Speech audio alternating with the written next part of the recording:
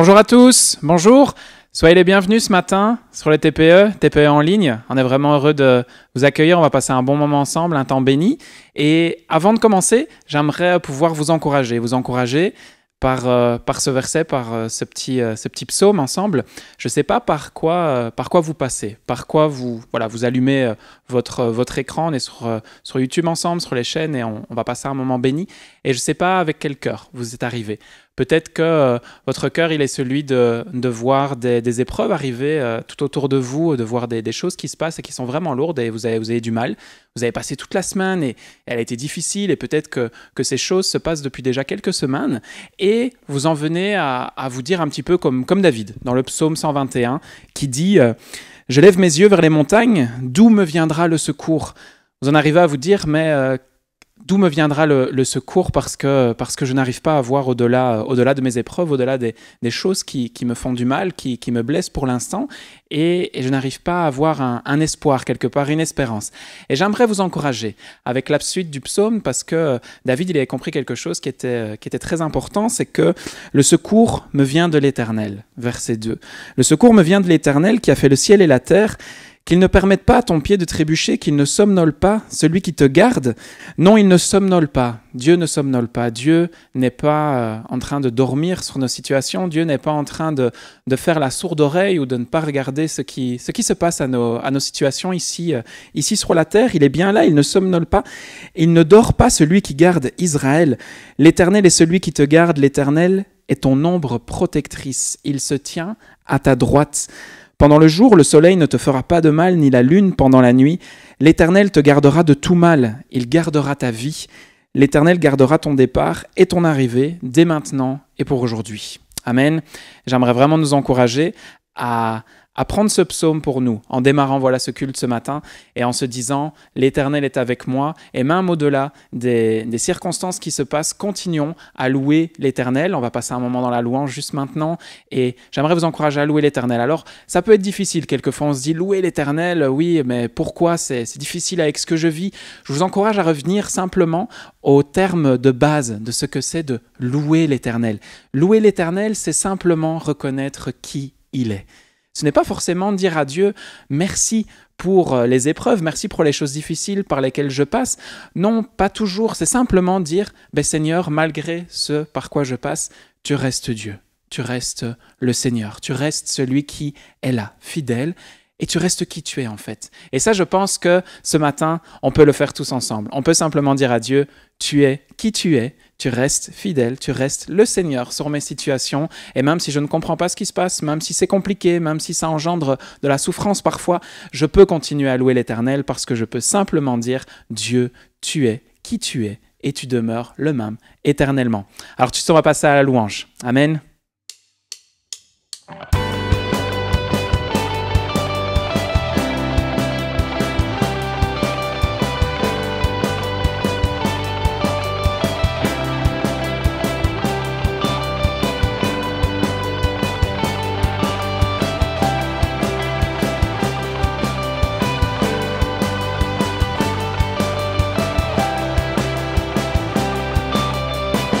Je veux le proclamer.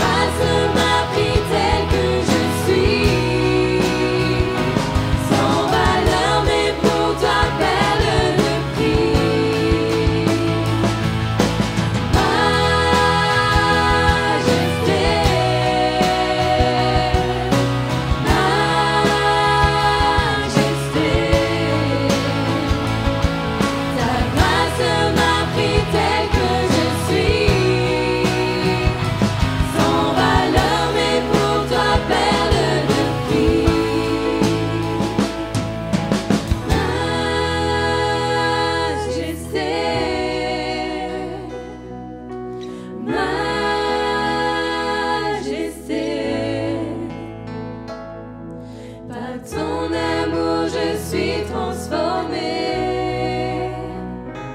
en présence de ta majesté.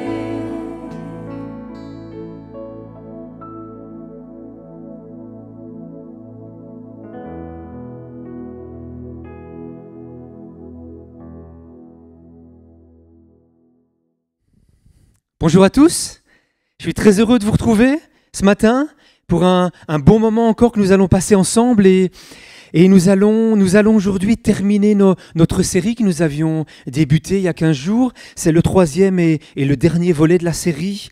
Alors, je vous rappelle, nous avions vu ensemble les 7 attitudes à développer dans une famille. On pourrait le citer autrement, les 7 erreurs à ne pas commettre dans sa famille, à ne pas commettre plus spécifiquement avec ses adolescents. Alors, nous avions vu que pour être bien dans sa peau, pour être bien dans ses baskets, confiant, équilibré, eh bien, il est nécessaire de pouvoir s'appuyer sur des valeurs solides. Et ça, c'est le mandat qu'a reçu la cellule familiale, de pouvoir bâtir, mettre à disposition, pouvoir construire du solide. Alors, notre désir, je l'espère, c'est que nos enfants puissent ainsi bâtir leur vie, commencer à construire sur du solide. Alors, nous avions vu ensemble que, évidemment, aucun parent n'est parfait, aucune famille n'est parfaite. Et si parfois nous avons des constructions intérieures qui sont partielles ou qui sont fragiles, eh bien nous avons le privilège de connaître le Père Céleste qui quelque part va pallier au déficit, va quelque part nous réparer ce qui peut-être a été détruit ou simplement solidifier ce qui n'a pas été bien construit. Alors, il est important, nous l'avions vu ensemble, d'être intentionnel. C'est la raison pour laquelle je vous partage cet enseignement basé sur la parole de Dieu et aussi sur le bon sens. Être intentionnel, c'est bien être au clair avec certaines choses et mettre des choses en action, aller de l'avant et faire des efforts parfois aussi pour pouvoir construire mieux, de façon plus durable, de façon plus solide. Alors, je vous rappelle, on avait vu, le premier point que nous avions vu il y a 15 jours, cette attitude de laisser nos adolescents développer une identité personnelle. Mais pas rien que. Les encourager à développer une identité personnelle, les aider à suivre leur voie, pas nos rêves à nous. Et ainsi éviter le dysfonctionnement, éviter le sentiment de rejet. Deuxième point que nous avions vu, l'erreur de ne pas insister sur l'essentiel, mais sur les points secondaires. Puis, nous avions vu 2 autres points en rapport avec ce que nous pouvons dire. L'importance de leur communiquer notre approbation et notre acceptation. Le soutien, ça nous aide, ça nous motive à aller de l'avant et à grandir. On a tous besoin d'une petite tape dans le dos. Et nous avions vu ensemble l'importance d'exprimer son amour les uns aux autres, l'importance de pouvoir s'édifier les uns aux autres. Et nous avions terminé avec ce 4e point, d'être là pour discuter de l'inconfortable, de discuter des sujets compliqués. Et nous avions vu qu'avec le Seigneur, c'est possible de casser le cercle infernal de la fragilité, du non-dit, et d'apprendre à exprimer son ressenti. Alors on va continuer aujourd'hui terminer avec les trois dernières valeurs, 3 attitudes qui vont faire la différence. Mais ici aussi, ça va impacter notre vie familiale, mais ces attitudes impactent aussi notre marche avec Dieu.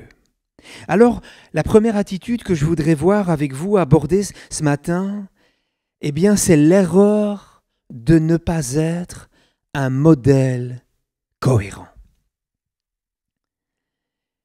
Vous savez, pour les enfants, pour vos enfants, vous êtes le premier exemple à suivre. Que cet exemple soit bon ou qu'il soit mauvais. Vous êtes comme un miroir pour eux.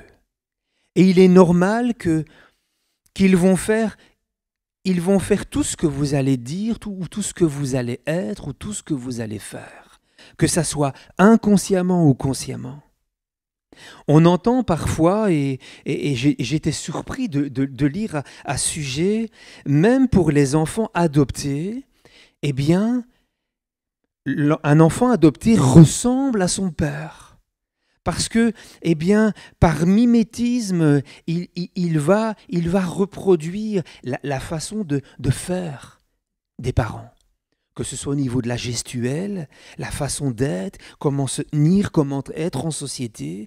Eh bien, parfois on dit « Waouh, eh bien, il te ressemble ton fils. Pourtant, c'est un enfant adoptif. » Je me rappelle quand j'étais gosse,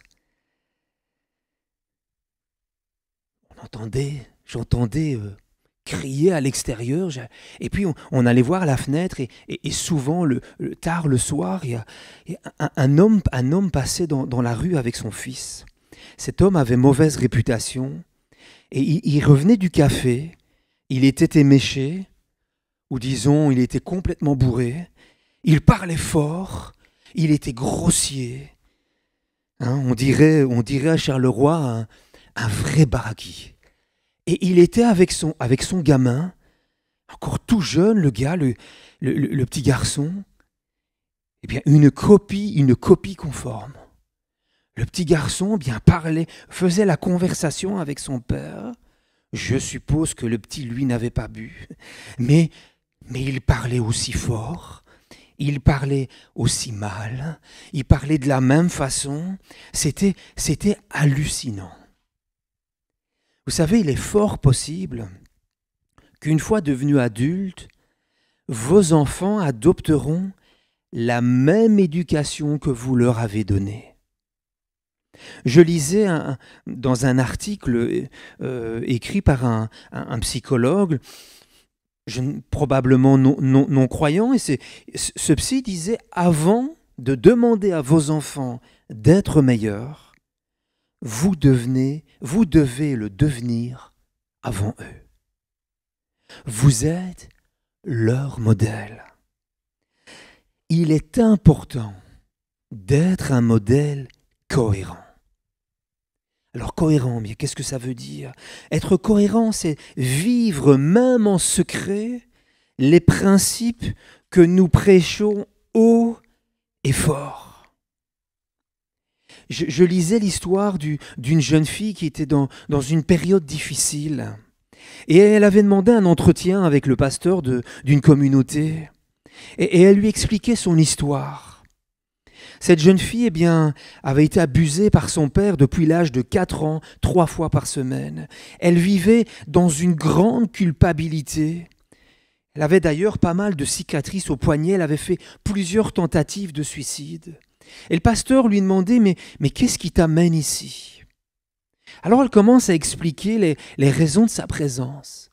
Elle explique que, en fait, elle a repéré un dimanche le responsable des jeunes. Et il venait de se marier.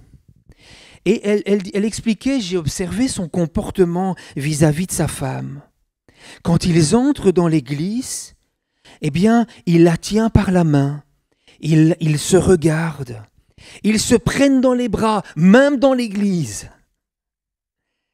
Mais un jour, alors que je regardais par la fenêtre, eh bien, je les ai vus sortir sur le parking.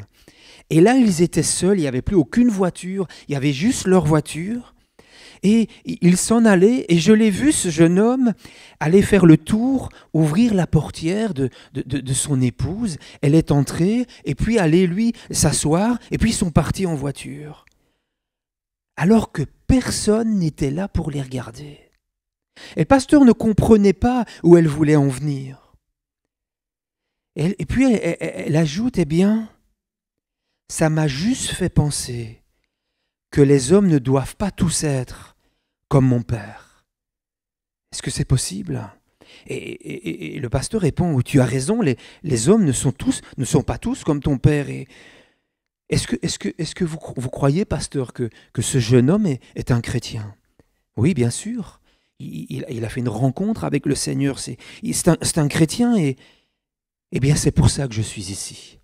Parce que moi aussi je veux devenir une chrétienne. Pourquoi voulait-elle devenir chrétienne? Parce qu'elle avait vu un homme témoigner de l'affection et du respect à son épouse alors que personne ne le voyait. Ça, c'est la puissance d'une vie cohérente. Vous savez, la vérité, c'est un fondement essentiel de la vie chrétienne. Dans les psaumes, au chapitre 101, verset 7, dans la version Sommer, nous pouvons lire « Il n'y a pas de place dans ma maison pour qui se sert de fraude, et le menteur ne subsistera pas en ma présence. » Seigneur qui nous dit « Il n'y a pas de place dans ma présence. Il n'y a pas de place dans ma maison pour celui qui est habile à tromper, que celui qui fait preuve de duplicité. » Nous devons vivre une vie chrétienne cohérente et pas déroutante. Et ça, c'est très important. Vous savez, nos adolescents, nos enfants, nos jeunes dans l'Église ont besoin de chrétiens qui sont prêts à être cohérents dans leur engagement avec Dieu. Nos jeunes ont besoin de familles, nos familles ont besoin de parents qui sont prêts à être cohérents dans leur engagement. Dans l'épître de Jacques au chapitre 3, il nous est dit « La sagesse d'en haut est exempte de duplicité. » Une autre version nous dit elle est sans façon, elle est sans phare. Rien ne remplace des parents qui mènent une vie cohérente devant Dieu et devant leurs enfants. Nos ados, nos jeunes ont un sens du juste et de l'injustice, même lorsque eux-mêmes vont à l'encontre de ce qui est juste. Vous savez, dans l'éducation, fais ce que je dis, pas ce que je fais, ça ne fonctionne pas. Les jeunes ne peuvent pas tolérer deux poids, deux mesures. Par exemple, la parole de Dieu, elle nous encourage d'honorer notre père et notre mère. Mais ça ne s'applique pas uniquement aux enfants ou aux adolescents, mais ça s'applique aussi à toi qui as 40 ans et qui a des parents qui ont peut-être déjà 60, 65 ans. Lorsque nos enfants nous voient respecter nos propres parents, lorsque nos enfants nous voient respecter notre employeur, nous voient respecter notre pays, eh bien, ils reçoivent un exemple pour leur propre vie. Le respect induit le respect. Les jeunes qui voient leurs parents donner de leur temps, de leur énergie, de leur argent, auront tendance à développer aussi eux-mêmes un esprit généreux. Mais les parents qui ont des mentalités de comptables, vous comprenez, ceux qui sont toujours en train de relever ce qui n'a pas été, ce qui va, ce qui ne va pas, eh bien, quelque part, les enfants vont aussi passer leur vie plus tard à tenir des comptes. Les parents qui n'hésitent pas au niveau professionnel à frauder, à mentir à leurs clients, à ne pas tenir parole, eh bien, ne pourront pas non plus établir avec leur fils ou leur fille des relations basées sur l'honnêteté. Alors vous allez me dire, mais personne n'est parfait. Que faire quand il y a une incohérence dans ma vie? Eh bien, en parler.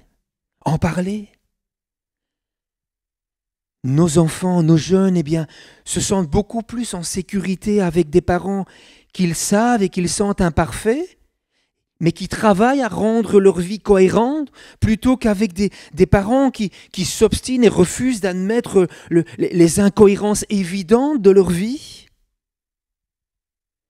Tous nous sommes en construction. Aucun de nous ne sommes totalement cohérents. Ne vivons une vie parfaite. Par exemple, si je fume, par exemple, mais comment montrer l'exemple à mon enfant de ne pas le faire? Eh bien, explique simplement ton cheminement spirituel. Voilà comment ça a pu commencer et quelle est ta situation maintenant. Alors, c'est vrai, c'est peut-être visible C'est pas le plus grave, que du contraire. Mais voilà, c'est visible, mais peut-être simplement dire, voilà, mais je ressens bien que le Seigneur veut autre chose pour moi, que c'est quelque chose dont je dois me défaire, mais moi je veux plaire à Dieu et je mets ça à la prière. Mais pour l'instant, c'est pas facile, mais je mets ça à la prière et tu peux aussi prier pour moi. C'est ça être cohérent. Nous voulons être des exemples cohérents. Nous voulons être des chrétiens qui voulons mener une vie dans l'obéissance à l'autorité de la parole de Dieu. La puissance d'être cohérent, c'est quelque chose d'important. Alors, l'attitude suivante, apprendre la discipline à ses enfants. 3 petits points. Alors nous n'aurons pas le temps d'aller dans le détail, parce qu'on a déjà eu l'occasion de le faire dans d'autres sessions. Vous savez, aimer son enfant, c'est différent de tout accepter. Aimer son enfant, c'est savoir dire non. Je vous livre une réflexion du psychologue français Didier Pleu. Si on ne fixe pas de limite au petit être humain, on voit se manifester ce qu'on appelait jadis l'ogre intérieur. Nous voilà face à l'enfant tyran. Alors, je vous ai dit, on n'a pas le temps d'aller plus dans le détail, mais je voulais simplement relever un point que j'estime très important.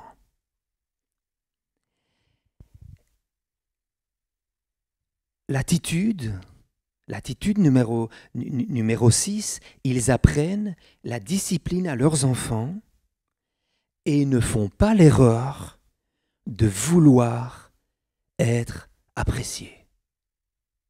Et ça, c'est un point important que je voudrais simplement soulever. C'est un phénomène récent qui complique les choses encore plus. La peur de déplaire à nos enfants. Le besoin de se faire aimer à tout prix par eux. Et ça mine l'autorité. Vous vous rappelez, je vous ai présenté Michael Gross, cet Australien fort connu dans le domaine de l'enfance, de l'éducation. Et je vous livre une autre citation qu'il a pu donner. Tous les parents aiment leurs enfants. Mais une chose distingue les parents exceptionnels, ils ne s'attendent pas à toujours être appréciés en retour. Ils savent que parfois, régulièrement même, ils devront faire face aux émotions fortes de leurs enfants et de leurs ados. La colère parfois, le rejet en mode « mais papa, mais t'es vraiment trop nul hein. Mais maman, mais tu comprends rien du tout. » Mais ces parents ne s'offusquent pas. Ils savent et acceptent que traverser ces épisodes, pas toujours marrants, pas toujours rigolos, bien font partie de leur rôle de parents. Attention à l'erreur de vouloir être apprécié, qui va quelque part saper les limites, la discipline que nous devons absolument apprendre à nos enfants. Alors pour terminer, la 7e attitude ou la 7e erreur à ne pas commettre, c'est peut-être la chose la plus facile à faire. Quoique, on note que les choses à notre portée pour mieux aimer nous sont rendues de plus en plus difficiles. Et là, on se rend compte que le prince de ce monde, comme il est écrit dans la parole, eh bien, lui, il fait du bon travail. L'attitude numéro 7, l'erreur de ne pas leur consacrer du temps. L'importance de consacrer du temps à nos enfants, à nos ados.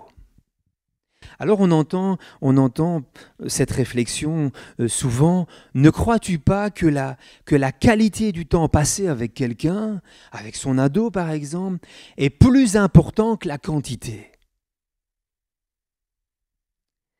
D'un côté, c'est vrai, mais il est impossible de passer du temps de qualité avec quelqu'un sans passer du temps en quantité.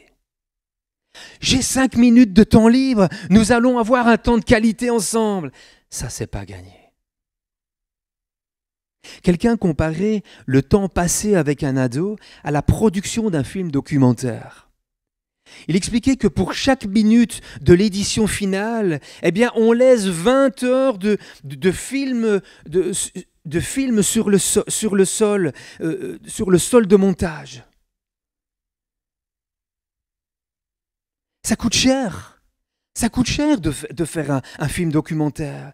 Il faut des mois pour trouver la prise de vue parfaite qui finalement ne va apparaître que pendant 3 ou 4 secondes. Eh bien, c'est la même chose avec un ado. Il faut passer du temps pour permettre à des moments merveilleux, des moments enrichissants, des moments instructifs de se produire. D'ailleurs, c'est la même chose au niveau de l'amitié. Vous avez l'occasion, lors d'un week-end par exemple, de passer quelques jours ensemble avec un ami. Eh bien, on se retrouve alors dans un espace de temps qui n'est pas planifié. Eh bien, l'amitié permet de passer un cap. On se comprend, on atteint une certaine profondeur pendant ce moment qui est gagné d'office pour la suite. Et c'est le même processus qu'il doit y avoir dans la relation entre un adulte et un adolescent. Si un père emmène son fils à la pêche, ou emmène son fils à un tournoi de mini-foot, ou au parc à conteneurs pour aller aider, aller porter ce qu'il faut, eh bien, c'est pas seulement pour travailler, c'est pas seulement pour aller pêcher, c'est pas seulement pour faire du foot, c'est aussi pour passer du temps avec lui. Et alors, il y a des moments particuliers, des moments trésors qu'il va pouvoir garder. C'est comme les 20 heures de film gaspillées sur le sol de la salle de montage qu'il a fallu pour tourner et obtenir une scène exceptionnelle de 3 secondes. C'est la même chose avant qu'un ado commence à ouvrir son cœur. Arriver à connaître quelqu'un, pour qu'une intimité se crée, eh bien, il va falloir passer du temps. Tu dois aller faire une course, que ce soit au bricot ou au boulanger, eh bien, emmène ton enfant avec toi. Pendant ce temps-là, tu vas pouvoir bâtir des ponts. Être parent, c'est pas simplement une fonction. On va vêtir, ils vont avoir chaud, ils vont être protégés, mais c'est beaucoup plus que ça. Il y a ce que Dieu dépose en chacun de nous, le désir d'être ensemble, de se connaître, de prendre soin l'un de l'autre. Passer du temps avec nos enfants, bien c'est vrai que ça va à l'encontre de toutes les exigences de notre société moderne. Mais c'est une des choses les plus importantes que tu pourras faire. Et tu seras confronté à des choix. Je vous donne une dernière citation. Chaque heure que nous passons avec nos enfants auront une répercussion plus tard dans leur vie. Vous connaissez ce passage d'Ecclésiaste, chapitre 3, où il nous est dit, il y a un temps pour toute chose. Il y a un temps pour faire ceci, un temps pour travailler, un temps pour se reposer, et un temps pour aimer. Pourtant, cet équilibre, eh bien, je pense qu'il est rompu. Nous avons des activités qui nous prennent tout notre temps, et il y a d'autres choses à faire où on ne trouve plus de temps disponible pour pouvoir les faire. J'ai bien aimé cet article du pasteur Bruno Picard que je vous ai déjà partagé. Il est intitulé « Allons-nous trop vite pour aimer ?» Et cet article nous parlait des relations au sens large. Et il nous disait, pour que l'amour grandisse dans nos relations, nous devons ralentir. Nous allons trop vite et nous n'avons plus le temps d'aimer. rien ne remplacera le temps que nous passons avec les gens. Par exemple, ce père de famille qui travaille non-stop, qui est dans des projets, en pensant ainsi satisfaire les besoins, répondre aux besoins de sa famille, afin que rien ne leur manque. Mais finalement, il finit par tout perdre. Il finit par perdre les gens pour lesquels il faisait tout cela. Nous voulons tellement conquérir parfois de nouveaux territoires que nous perdons les gens pour lesquels nous allons conquérir ces territoires. Il y a un dicton qui dit « le temps c'est de l'argent ». Mais quelque part, c'est faux. On va le formuler autrement, le temps c'est de l'amour.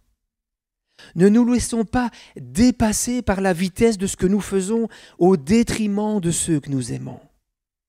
Et c'est un principe qui est valable pour tous et pour toutes choses. Peut-être que devrions-nous reconsidérer notre vie familiale. Peut-être devrions-nous reconsidérer notre vie chrétienne, notre vie d'église, en simplifiant notre vie. Il est tellement facile de laisser ce que nous faisons voler notre temps, voler l'amour que nous avons à donner. Ralentir pour aimer mieux. Alors, je vais conclure cette série. Les 7 attitudes à nourrir ou les 7 erreurs à ne pas faire. Alors même si Freud disait « être parent, c'est un métier impossible », Dieu ne nous aurait jamais confié une tâche qu'il serait impossible d'accomplir. Alors c'est vrai que le chemin n'est pas facile, mais fatigue-toi maintenant et tu récolteras plus tard. Sois courageux et bâtis des relations positives. Vous savez, nos relations avec nos enfants peuvent devenir les plus satisfaisantes de nos relations. Je lisais le commentaire d'un père de famille. Il disait « Si je devais être parachuté au pôle Nord ou dans la jungle tropicale et que je ne puisse prendre qu'un seul homme avec moi, je choisirai mon fils. C'est l'homme le plus raisonnable, confiant et digne de confiance que je puisse choisir. Il n'y a personne d'autre à qui je préférerais confier ma vie. Et je peux le dire, bien qu'ayant vécu avec lui ces années difficiles et tendues de l'adolescence. Seulement aujourd'hui, au bout du compte, je peux dire aussi que ces années en valaient la peine. Alors, je voudrais encourager les parents ce matin. Ne tire pas de bilan à mi-parcours. Vos enfants ne vont pas rester figés à ce stade où ils vont grandir.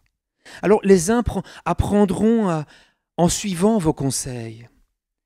D'autres, auront besoin de toucher le four pour comprendre qu'il est chaud. D'autres passeront peut-être par des temps de souffrance et de combat. Mais la grâce de Dieu est à l'œuvre dans leur vie comme dans la nôtre. Vous savez, Dieu aime les familles bien plus que nous. Le Saint-Esprit est fidèle. Le Saint-Esprit chemine auprès d'eux, capable de leur parler lorsqu'un moment de calme revient. Alors, souvenons-nous-en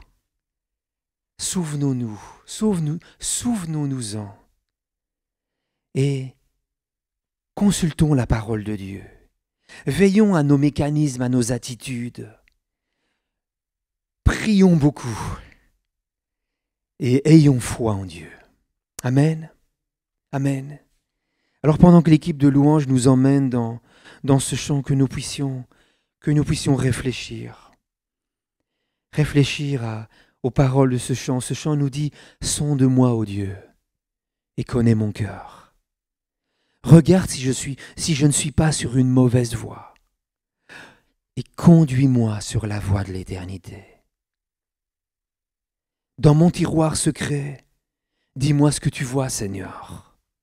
Ce qui frappe les yeux ne t'impressionne pas, mais toi tu vois, Seigneur, au-delà.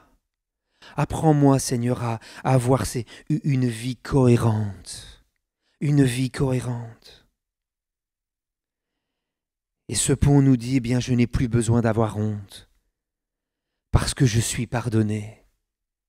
Oui, eh bien, nous avons des erreurs de parcours. Nous avons des choses que nous referions peut-être autrement.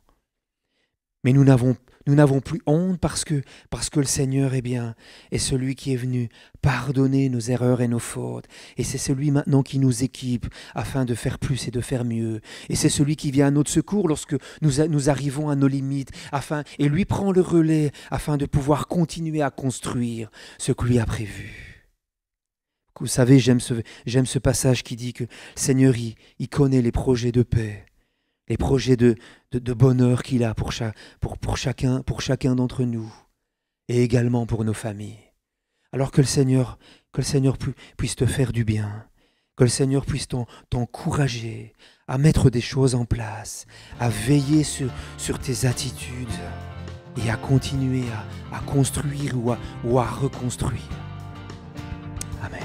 Au-delà des regards, dis-moi ce que tu vois au plus profond de moi. Au-delà des frontières de mon cœur qui bat, toi tu me vois. Sonde-moi, ô Dieu, et connais mon cœur. Regarde si je suis sur une mauvaise voie et conduis-moi, oui, conduis-moi sur la voie de l'éternité.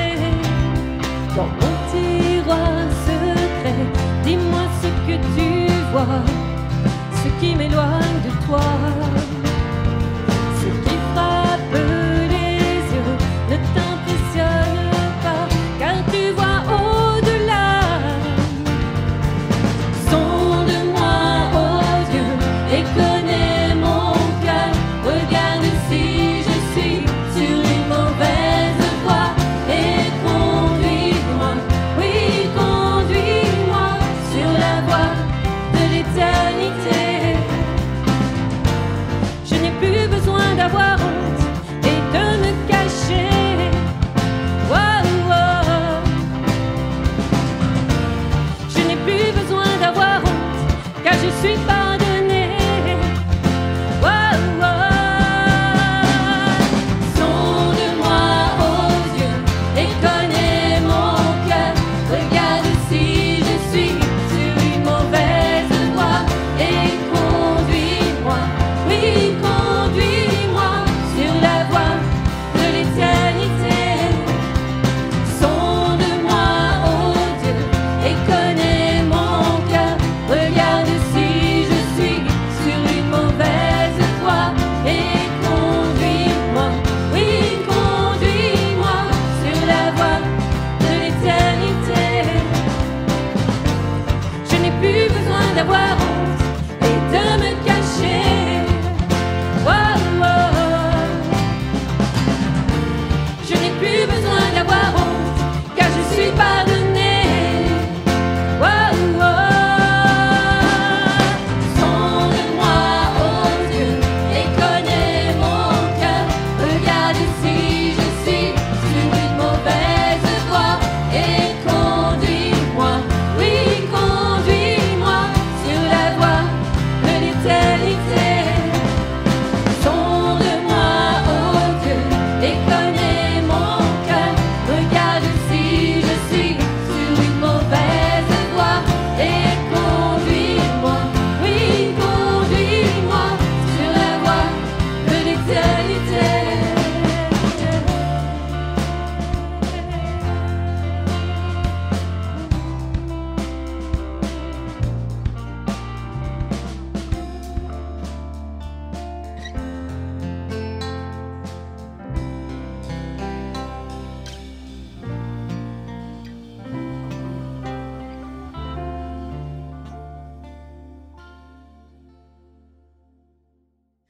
Amen, quel message bon, quelle série bonne et merci à l'équipe de louange et au pasteur Laurent de nous avoir partagé voilà ce qu'ils avaient sur le cœur et on aimerait prier ensemble, prier prier avec vous, prier pour vous également.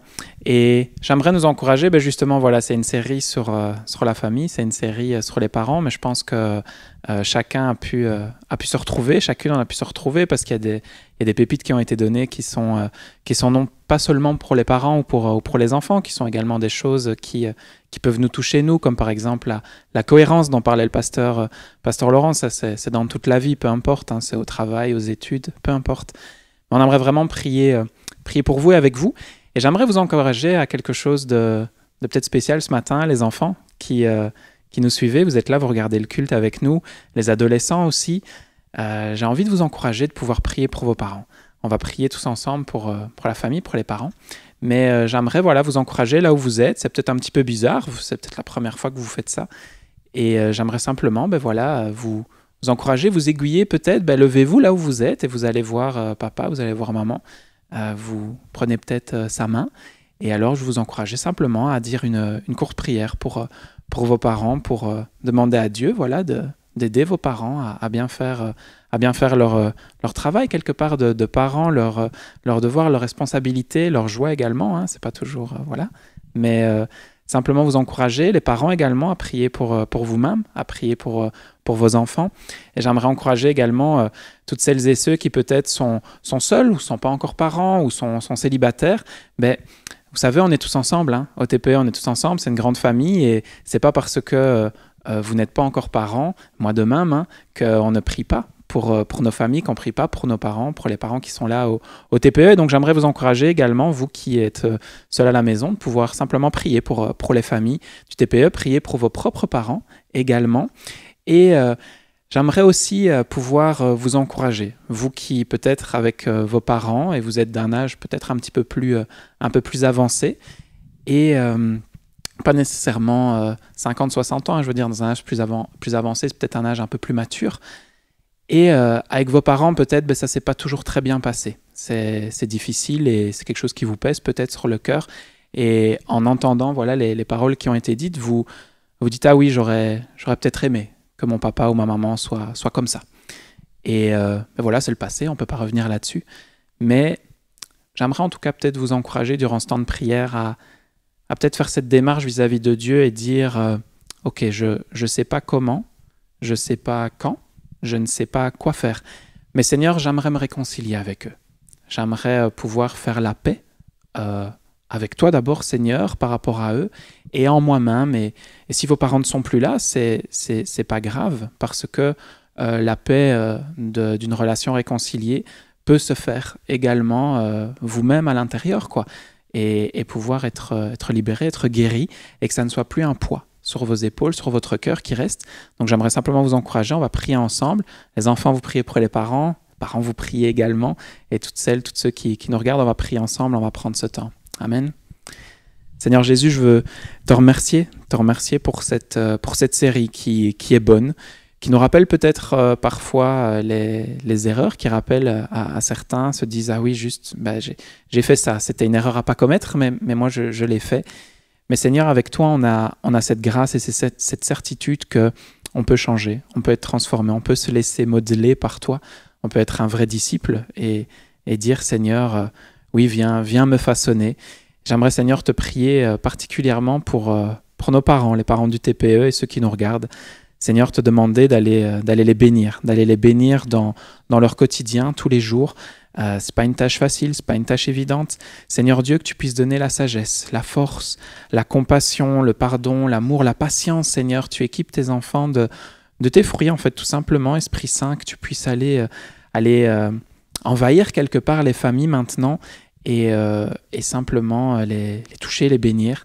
Seigneur Dieu, je veux te prier également pour les enfants, te demander, Seigneur, de déjà leur insuffler la grâce de, oui, papa et maman, parfois c'est difficile, ils me crient dessus parce que peut-être j'ai fait une bêtise et je ne comprends pas toujours.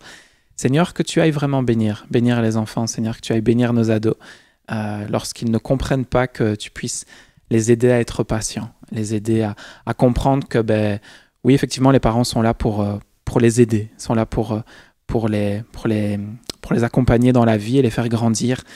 Et Seigneur, te prie également pour celles et ceux qui nous regardent et pour qui peut-être les relations familiales sont compliquées. avec papa, avec maman, ça a été compliqué, qu'il soit là ou qu'il ne soit pas là. Et Seigneur, je te prie maintenant que tu puisses descendre dans les cœurs et transformer le cœur de Pierre, peut-être, qui, à juste titre, a été blessé, a été offensé et qui s'est endurci au fur et à mesure des années. Mais maintenant, Esprit Saint, je te demande de venir délier les cœurs, de venir enlever le nœud de rancœur, le nœud difficile. Et Seigneur, que le pardon puisse arriver et que là maintenant où ils sont, chacun, chacune, tu les connais, Seigneur, mieux que moi et tu sais qui regarde à l'instant, que tu puisses aller les toucher et leur dire, allez, tu peux faire ce pas de réconciliation, tu peux faire ce pas avec moi, fais-moi confiance, on va y aller ensemble. Ce sera peut-être pas facile, ça sera peut-être un petit peu douloureux, mais voilà. Seigneur Dieu, je te prie de bénir chacun, chacune, que ton nom soit vraiment élevé. Et sur chaque famille, tu les bénis, Seigneur Dieu. Amen. Amen, Seigneur. Amen. Amen, Jésus. Il y a aussi un élément voilà, qui nous rappelle, on a eu pas mal d'enseignements sur la Sainte Seine. Et ce temps est un temps particulier parce que la table du Seigneur, vous savez, dans la culture juive, on n'invite pas quelqu'un à table s'il n'y a pas réconciliation, s'il n'y a pas cette notion de paix, de shalom quelque part. La table, c'est un endroit très important. C'est un endroit où on mange, où on communie avec les personnes qui sont autour de nous. Lorsqu'on est dans une situation de difficulté, de tension, de choses qui sont difficiles dans les familles ou avec les amis, et qu'on dit « viens, on va aller manger un bout », si vous restez dans cette situation de tension, c'est difficile d'arriver à table et de partager un bon repas sans qu'il n'y ait eu explication avant et mise à plat de tout. Et puis, on mange un repas ensemble parce que, quelque part, la table est un lieu de célébration, est un lieu de réconciliation, est un lieu où on peut se dire, allez, on a compris les erreurs, on fait table rase, on accepte le pardon du Seigneur parce que cette table, elle nous rappelle le sacrifice de Jésus à la croix qui nous dit, tes erreurs sont pardonnées, tes fautes te sont pardonnées, la grâce vient sur toi et il y a possibilité d'être transformé. Alors ce matin, je nous encourage à prendre la scène ensemble et à recevoir cette table de joie, cette table de réconciliation, cette table d'amour qui me dit tu es pardonné, on avance ensemble et on y va. Et c'est l'occasion justement tous ensemble de prendre cette sainte scène et de se dire oui, allez, je vais vers la réconciliation, j'accepte le message de Jésus et j'avance. Donc, on va prendre ensemble le pain et que le Seigneur nous bénisse durant ce moment. Amen.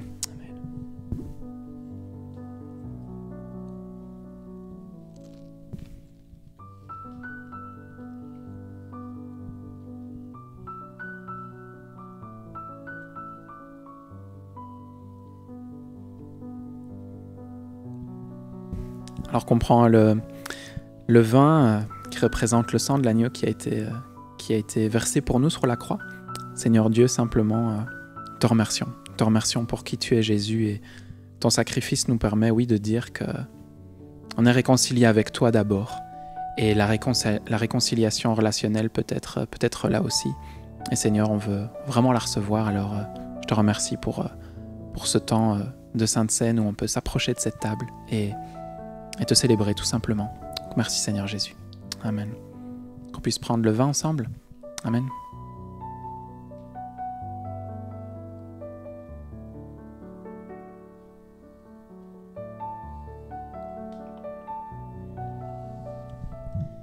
Amen. Amen. Un temps béni ensemble, un temps de louange, de message béni ensemble, un temps de prière. On espère que vous allez vraiment bien et je pense, Pasteur Laurent, il y a quelques petites nouvelles peut-être à nous donner, quelques petites choses à nous dire, à nous partager ce matin. Oui, mais peut-être avant de donner les nouvelles, écoute, ce que tu as partagé pour la scène m'a fait penser à ce que certaines familles sont en train de vivre. Et je vous encourage vraiment à aller dans ce sens-là. Je sais que depuis qu'on nous a permis de pouvoir nous rassembler à plusieurs dans une même maison, 10 personnes maximum, en gardant certaines précautions, bien, je sais qu'il y en a qui ont eu l'occasion de suivre les cultes ensemble. à 4, 5, 6 personnes ensemble. Et on a eu ce bonheur à la maison la semaine passée de pouvoir, disons, tenter l'expérience. Et je vous encourage. C'est le moment de pouvoir peut-être inviter quelques frères et sœurs de l'Église.